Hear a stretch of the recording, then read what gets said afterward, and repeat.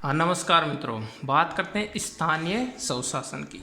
भारत में स्थानीय स्वशासन की बात प्राचीन काल से ही देखी जा रही है, लेकिन इसका जो वास्तविक स्वरूप है, ये जो धरातल पर ग्राउंड पर जो आई है, ये आई है 73वां संविधान संशोधन और 74वां संविधान संशोधन। अब 73वां संविधान संशोधन 1993 और 74वां संविधान संशोधन 1994 में क्या क्या बातें की गई, उन सब के ऊपर चर्चा करते हैं। तो देखिए, स्थानीय स्वशासन यानी ग्राउंड लेवल, सबसे नीचे लेवल पर शासन कैसे चलाया जाए, किसको शासन करने को दिया जाए, कौन चलाएगा शासन।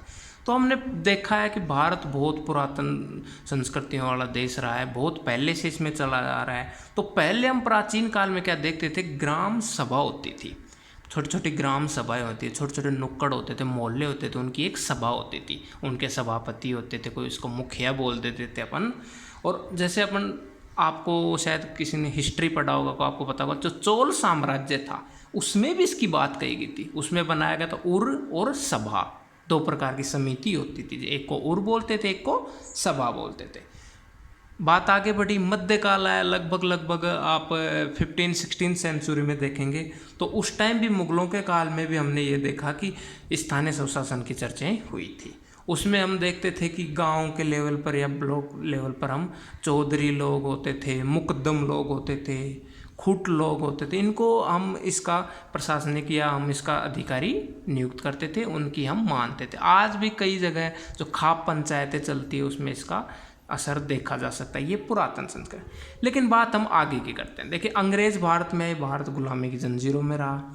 लगभग 1882 में जो लॉर्ड रिपन थे, उन्होंने सर्वप्रथम इसकी बात बोली। वो स्थानीय स्वशासन अधिनियम लेकर आए, और उस स्थानीय स्वशासन अधिनियम में क्या क्या कि भाई नगरों में हम स्थानीय स्वशासन लागू कर देंगे, गाँवों में तो वो भी नहीं कर पाए, बोलते हैं नगरों में लागू कर रहे हैं। लॉर्ड रिपन का तबादला हो गया, वो चले गए, बात ऐसे कैसे रहेगी, इसकी कोई खास चर्चा नहीं हुई। अधिनियमों पर अधिनियम आते रहे, 1919 का अधिनियम आया, उसमें फिर कुछ चर्चा हुई। ग्राउंड लेवल पर बात, सबसे पहले वो कहते हैं ना कि अगर हमारा काम करना है तो हमें ही कुछ करना होगा। और भारत स्वतंत्र हुआ और भारत की जो कैबिनेट बनी, मतलब संविधान सभा बनी, उसमें ये बात फिर उठी कि भाई हम स्थानीय स्वशासन लागू करना चाहते हैं, कैसा होगा उसके ऊपर डिबेट हुई। तो उसमें ये कहा गया कि देखिए, हमने भारत के संविधान का भाग 4 बनाया है, नीति निर्देशक तत्व, डीपीएस भी हमने दिया है, directive principle of state policy. उसका एक ही तो कर्तव्य, एक ही तो दायित्व है कि भाई ज़्यादा से ज़्यादा लोगों की भलाई करे सरकार, उनके हित में कोई चीज़ लाए। उसमें हमने ये कहा, जब मैंने डीपीएस पे पढ़ाया था उसमें बताया था, आर्टिकल 40 में ये बात कही गई कि भाई हम शक्तियों का विकेंद्रीकरण करेंगे, हम डिसेंट्रलाइजेशन करेंगे पावर्स का। और उसके अंदर क्या करेंगे, जब पावर डिसेंट्रलाइजेशन हो जाएंगी तो ग्राम लेवल पर भी आएंगी, जिला लेवल पर भी आएंगी, ऊंचे लेवल पर भी आएंगी, उसमें हम इसको लागू कर देंगे। और उस वक्त 1952 में ये एक कार्यक्रम चलाया गया जिसको बोलते हैं सामुदायिक विकास कार्यक्रम। सामुदायिक विकास कार्यक्रम में ये कहा गया कि भाई हम ग्राम पंचायतों का गठन करेंगे, ग्राम पंचायती राज शुरू करेंगे। तो देखिए, इसको शुरू में क्या हुआ, इसको विधिवत रूप से, उस टाइम भारत के प्रधानमंत्री JL नेहरू थे।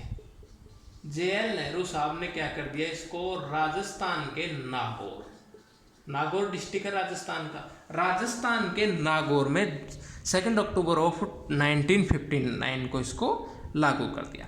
ये बहुत जीके का भी क्वेश्चन है, कई बार पूछता है कि राजस्थान में नागौर डिस्ट्रिक्ट है, उसमें बागदरी गांव है, उसमें इसकी शुरुआत हुई थी। एक बार प्रैक्टिकल किया कि चलिए यहाँ से शुरुआत करते हैं, फिर उसके बाद तो बहुत सारे, जैसे आंध्रा ने भी इसको अपनाया। लेकिन इसका स्वरूप कैसा होगा, तो उसमें ये बताया कि भाई देखिए, जो सामुदायिक विकास कार्यक्रम है उसमें हम ये करेंगे कि इसको कैसे कारगर कैसे बनाए, इसको कैसे लाएं। कुछ लोगों ने रिपोर्ट सौंपी, जो बड़े बड़े लोग, उसमें पहला ही आ जाता है अपना अशोक मेहता समिति, आप सबने सुना होगा, अशोक मेहता समिति। तो अशोक मेहता समिति ने ये सिफारिश दी कि भाई जो पंचायती राज आप लागू कर रहे हैं, ग्राम पंचायतों का जो शासन लागू कर रहे हैं, वो मेरे हिसाब से 2 स्तरीय होना चाहिए। 2 स्तर उन्होंने बताए, एक ग्राम पंचायतों का लेवल होगा, एक उस लेवल जो जिला वगैरह का लेवल होगा या नगरों का लेवल होगा। दूसरे इनके ही कोई भ्राताश्री है, बलवंत राय मेहता साहब, बलवंत राय मेहता साहब ने क्या कहा कि भाई ठीक है आप लाइए ग्राम पंचायत, लेकिन ये त्रिस्तरीय होना चाहिए। त्रिस्तरीय, 3 स्तर होंगे, और ये कहते हैं 2 स्तर। इसमें इन्होंने बताया कि 3 स्तर होंगे साहब, एक ग्राम पंचायतों का स्तर होना चाहिए, एक पंचायत समितियों का स्तर होना चाहिए, एक जिला परिषदों का स्तर होना चाहिए। ठीक है। फिर एक आए साहब लक्ष्मीमल सिंघवी साहब। तो लक्ष्मीमल सिंघवी ने ये कहा कि ठीक है भाई आप लाइए ये, लेकिन मेरे हिसाब से कैसा होना चाहिए, त्रिस्तरीय। अब देखिए ये त्रिस्तरीय का जो मुद्दा था इसके ऊपर ये अड़ गए और त्रिस्तरीय ही भारत में फिर लाना पड़े। ठीक है साहब, इनकी बातें सुनी गई, इनके बात मानी गई, उसके बाद इन विद्वानों की बात सुनी गई और उसके बाद संविधान संशोधन हुआ और 73वां संविधान संशोधन आया। 1993 में जब 73वां संविधान संशोधन आया, भारत के संविधान के भाग 9 में इसकी बात कही गई है। उसमें आर्टिकल 243 में उसमें ये कहा गया कि भाई ठीक है, जो पंचायती राज अधिनियम हम ला रहे हैं वो त्रिस्तरीय होगा। कैसा होगा, त्रिस्तरीय। ग्राम स्वशासन कैसा होगा, त्रिस्तरीय इन्होंने बात कर दी। और इसमें भी फिर बात आई किसकी, नगरीय संविधान, नगरीय स्वशासन की। नगरीय स्वशासन कब आया, 1994 में लागू हो गया, 3 में शुरू हुआ, 74th अमेंडमेंट में। ठीक है। अब जो 73 अमेंडमेंट में त्रिस्तरीय की बात हुई, ये देखिए बहुत इंपॉर्टेंट संविधान संशोधन हुआ था। 73वां जो 1993 में हुआ था, 92 में ये पास हो गया, लेकिन ये 24 अप्रैल 1993 को ये शुरू हुआ था। 24 अप्रैल बहुत इम्पोर्टेंट डेट है, इस हिसाब से इसको पंचायती दिवस के रूप में भी जाना जाता है, क्योंकि यहीं से विधिवत रूप से आप कानून आप मान लीजिए इसके ऊपर यहीं से शुरू होता है। और राजस्थान ने 1994 में इसको शुरू भी कर दिया। तो देखिए इसमें 3 स्तर की बात की गई। 3 स्तर कैसे होंगे कि देखिए भाई, आप पहला आप लेवल लाइए ग्राम पंचायत का। ग्राम पंचायत सबसे छोटे लेवल पर क्या होगा, ग्राम पंचायत। इससे छोटा लेवल कुछ भी नहीं होगा प्रशासन का। उसके बाद होगा पंचायत समिति, पंचायत समिति। और जो लास्ट लेवल होगा ऊपर, ये क्या होगा, जिला परिषद। ये बात किस में कही गई, त्रिस्तरीय ग्राम स्वशासन की मैं बात कर रहा हूँ, नगर की बात अभी मैं नहीं कर रहा। ग्राम स्वशासन, ग्राम का जो स्वशासन होगा वो किन आधारों पर होगा, ये 3 आधार होंगे।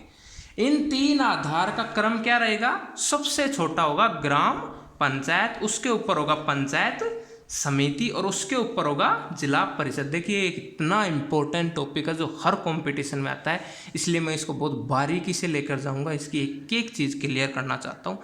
अब देखिए स्थानीय स्वशासन आ गया। अब हम कैसे शुरू करेंगे इसको।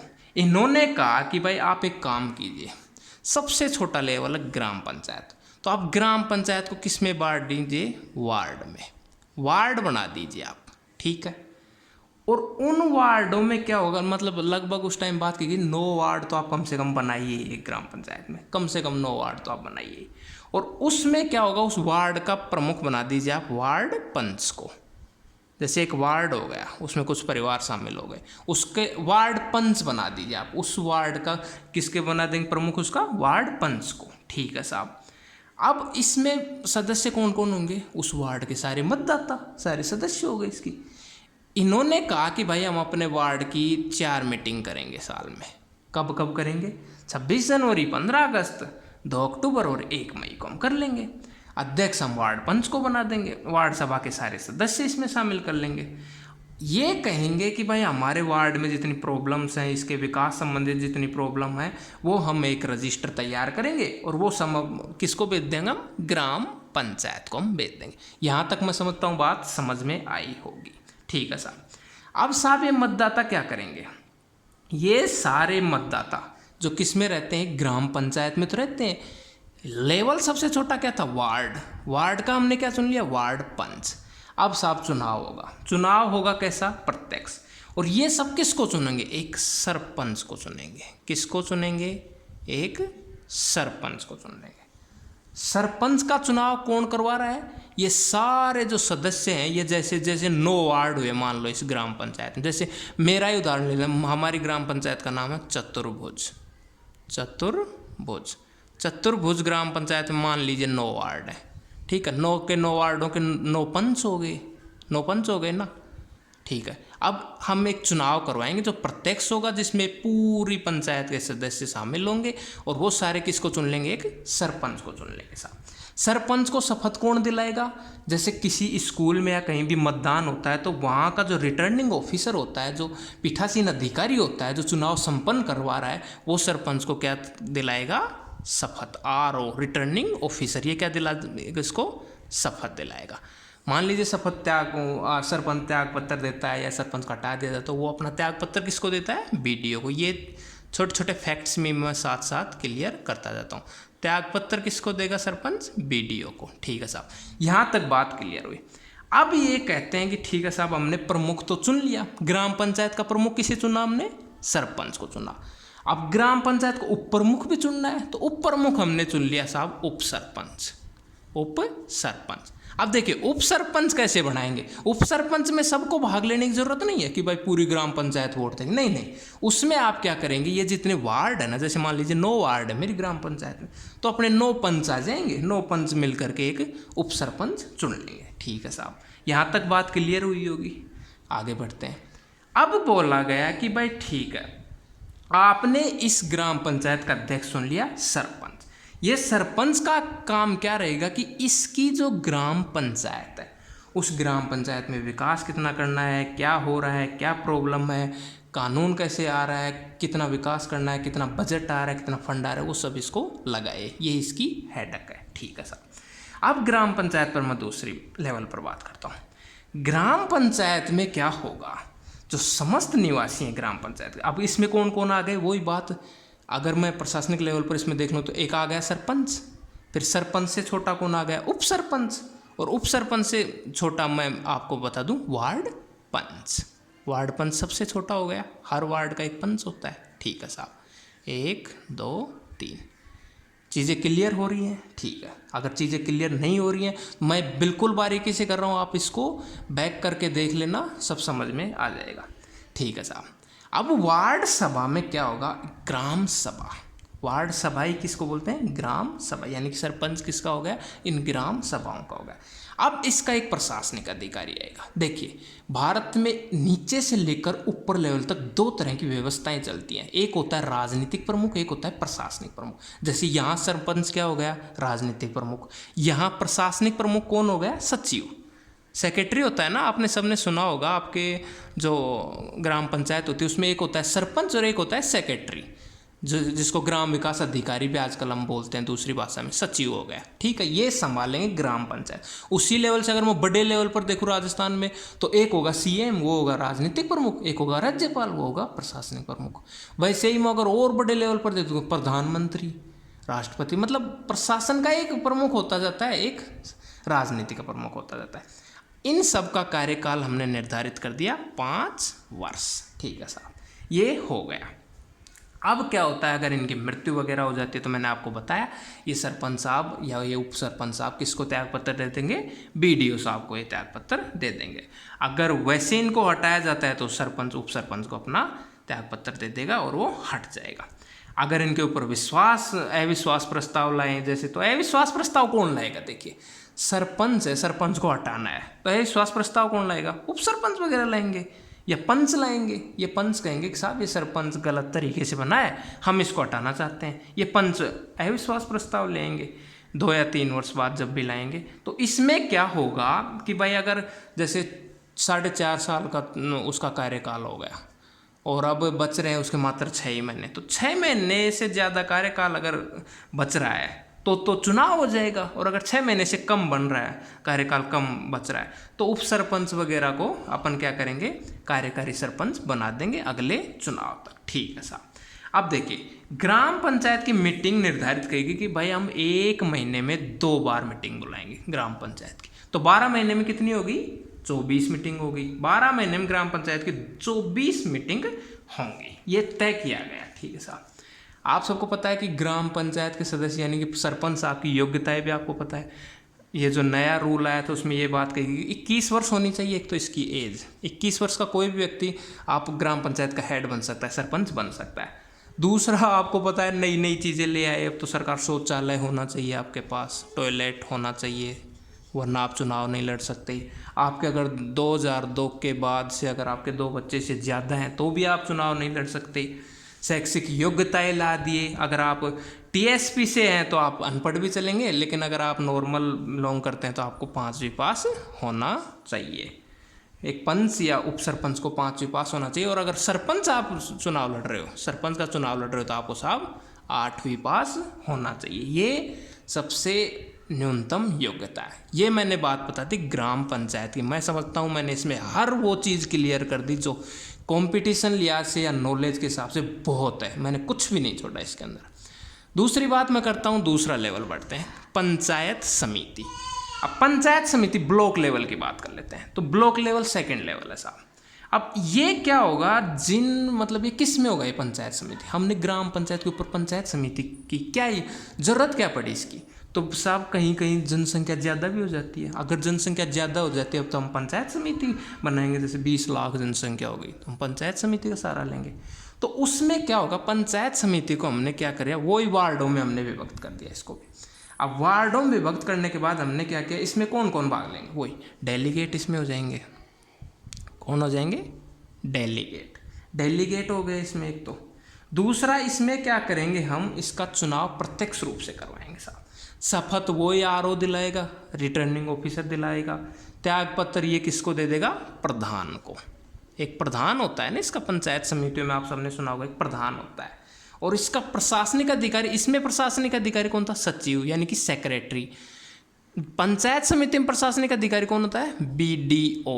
वही बीडीओ है ये जिसको ये लोग अपना त्याग पत्र सौंपते हैं, ये वो ही बीडीओ है। ये बीडीओ इसका क्या होता है? प्रशासनिक अधिकारी। अब देखिए इसमें मैंने बताया आपको, ग्राम पंचायत में मैंने आपको 3 बताया, एक सरपंच, एक उप सरपंच, एक वार्ड पंच, 3 हो गए, और प्रशासनिक अधिकारी सचिव। ऐसे ही मैंने बताया पंचायत समिति। पंचायत समिति में क्या होगा, जो निर्वाचन होगा वो कौन कौन भाग लेंगे? एक होगा इसका प्रधान, ये होगा सबसे बड़ा, ठीक है। फिर प्रधान के नीचे कौन होगा? उप प्रधान, जैसे उसी तरह सरपंच के नीचे उप सरपंच। और तीसरा कौन होगा? डेलीगेट। ये डेलीगेटों का अपन को जस्ट चुनाव करना है, बस डेलीगेट चुनकर आ जाएंगे साहब। ये डेलीगेट मिल करके इनको चुन लेंगे, ठीक है साहब। यहाँ तक बात क्लियर होगी। तीसरी में अगर बात करूँ तो आ जाता है साहब जिला परिषद। तो जिला परिषद में क्या होता है, देखिए एक तो जिला परिषद का अध्यक्ष कौन हो जाएगा? जिला प्रमुख। मैं जेपी इंग्लिश में ऐसे लिख रहा हूँ, जिला प्रमुख इसका अध्यक्ष हो जाएगा। फिर उप जिला प्रमुख आ जाएगा इसमें, फिर जिला प्रमुख, मतलब इसमें और कई लोग आ जाएंगे। और इसका जो प्रशासनिक अधिकारी होगा वो किसको बनाया गया है? CEO, यानी कि चीफ एजुकेटिव ऑफिसर, इसको बना दिया गया है इसमें, इसका प्रशासनिक अधिकारी। अब इसमें क्या कहा गया कि भाई हम इसको भी वार्डों में बांट लेते हैं। वार्ड में तो हम सब जगह बांटेंगे, यहाँ भी हम वार्ड बांट लिए। वार्ड का अध्यक्ष हमने यहाँ बना दिया पंच को, यहाँ भी हमने वार्ड बांट लिए, यहाँ वार्ड का अध्यक्ष बना दिया हमने डेलीगेट को, और हमने यहाँ भी वार्ड बांट लिए साहब। यहाँ वार्ड हम जब बांटते हैं तो उसमें क्या करते हैं हम कि प्रत्येक वार्ड में, जैसे जिला परिषद है उसमें क्या करेंगे कि जो जिला प्रमुख है उसका चुनाव करेंगे, उप जिला प्रमुख है उसका चुनाव करेंगे, और प्रशासनिक अधिकारी किसको बना दिया? CEO को।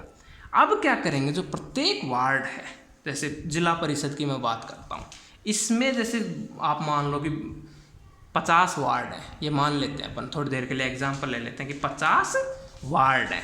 तो वो 50 वार्ड अपने आप में क्या कर लेंगे, इनका चूज कर लेंगे जिला प्रमुख को और उप जिला प्रमुख को। अब देखिए इसमें एक डिबेट आती है। डिबेट क्या कहती है कि भाई इसमें आरक्षण की व्यवस्था लाई गई। ये 3 लेवल, मुझे लगता है आपको त्रिस्तरीय पंचायती राज अधिनियम समझ में आ गया होगा। ये हैं 3 लेवल। अब इसमें बात आगे बढ़ी, हमने आरक्षण की बात देखी। तो पंचायत राज में जो नगरीय स्वशासन के लिए बात की गई उसमें ये कहा गया कि भाई SC, ST और OBC, इनकी महिलाओं को हम 33% आरक्षण दे देंगे। यानी कि जो सीटों का बंटवारा होगा वो कैसे होगा? 33% महिलाओं को दिया जाएगा। फिर कानून आया साहब, कानून में ये कहा गया कि भाई राजस्थान में जो महिलाओं के आरक्षण होगा, अब राजस्थान फिलहाल की जो कंडीशन वो कितनी है? 50%। ये बहुत बड़ी बात है, 50% डायरेक्ट आरक्षण दिया गया किसको? महिलाओं को। 50% तो महिलाएं ही बनेंगी हर बार। इस लेवल पर। राज्य निर्वाचन आयोग भी यही कहता है, पंचायत राज और नगरीय स्वशासन संस्थाओं के लिए उन्होंने बात कही कि भाई आप क्या करेंगे, मतदाता सूची और उसमें चुनाव करवाओ, आप अधिसूचना जारी करो, और लेकिन क्या होना चाहिए, मिनिमम 50% क्या होना चाहिए, महिलाएं सीट होनी चाहिए।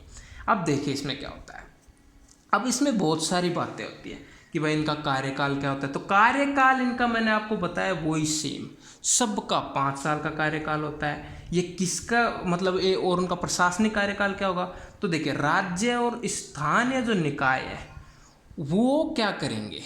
जैसे मैं आपको एक बात बता देता हूँ कि जो ये ग्राम पंचायत डिबेट है, ये मुद्दा है, ये राज्य सूची का विषय है। पहली बात तो इसके ऊपर अगर कोई भी कानून पारित करना है, जैसे कर दिया ना राजस्थान ने, हर जगह नहीं है 50% महिलाओं को, राजस्थान में 50% है, तो ये किसके तहत आता है। आप बार बार इसमें कंफ्यूज होंगे कि साहब यहाँ 50 है, या फिर आप एक चीज़ में और भी कंफ्यूज हो सकते हैं, जैसे हम यहाँ सरपंच कह रहे हैं, यहाँ ग्राम पंचायत अध्यक्ष को, हो सकता है आंध्रा में कुछ और कहते हो, यूपी में कुछ और कहते हो, ये बात अलग अलग है, क्योंकि ये किसका विषय है, राज्य सूची का।